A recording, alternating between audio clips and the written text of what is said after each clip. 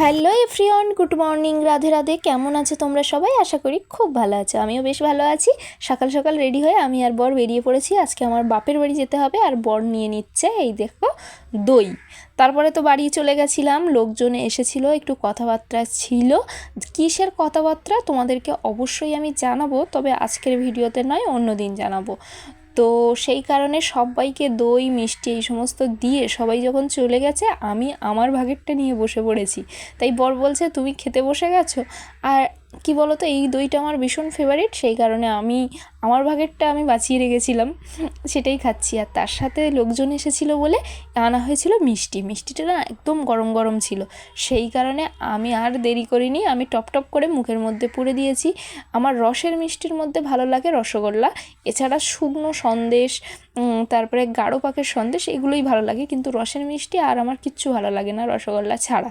তো এই সমস্ত খাচ্ছিলাম। আর অ্যাকচুয়ালি কী হয়েছে বলো তো, যখন আমরা বেরোচ্ছি মানে 8টা সাড়ে 8টার সময় একটু আলু সেদ্ধ ভাত খেয়ে বেরিয়েছিলাম, তারপরে আর বাড়ি গিয়ে খাওয়া হয়নি। এদিকে দেখো বাবা, দাদা, বর সবাই গল্প করছে, আর এরা গল্প করছে দেখে আমি সোজা চলে গেছি বাগানে।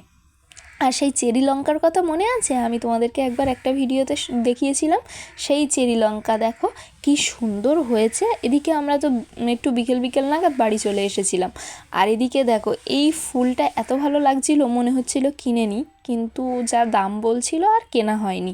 তারপরে তো সোজা বাড়ি চলে আসলাম। তবে হ্যাঁ, বাড়ি আসার পথে আরও দুটো জিনিস কিনেছি। তার মধ্যে এটা হলো কাঁচা মিঠে আম, যেটা দারুণ লাগে খেতে, একটু পরেই কাটবো।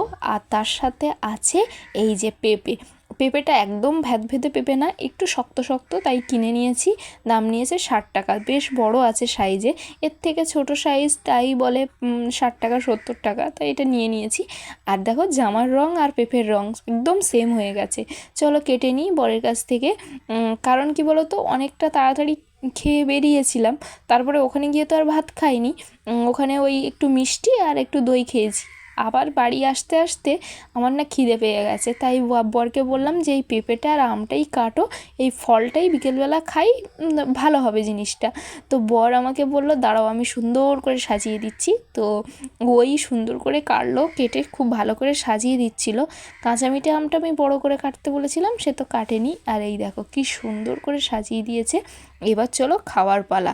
কাঁচা মিঠা আমটা পরে খাবো, আগে পেঁপেটা খাই, কারণ আমি ভালো জিনিস একটু দেরি করে খাই। তো পেঁপেটাও ভালো ছিল খেতে, কিন্তু একটু বেশিই শক্ত ছিল, আর একটু হালকা পাকলে ভালো হতো জানো তো। তো ভালো, এটাও খাওয়া বেশ উপকার। একটু শক্ত শক্ত আছে, একটু হলুদ হলুদও হয়েছে, তো এটা খেয়ে নিলাম। বরকেও বললাম যে তুমি খাও।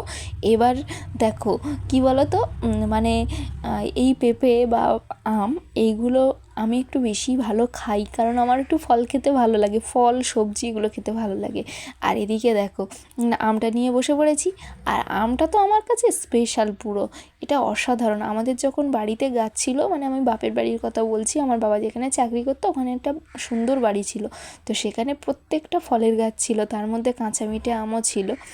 আর এদিকে দেখো আমি একটা গিফটও পেয়ে গেছি। আমার একটা বোনু জন্মদিনের গিফট দিয়েছে আমাকে, ডায়েরি দিয়েছে, চকলেট দিয়েছে, একটা পেনও দিয়েছে, যেটা তোমাদেরকে দেখাতে ভুলে গেছি, আর একটা মোবাইল স্ট্যান্ডও দিয়েছে।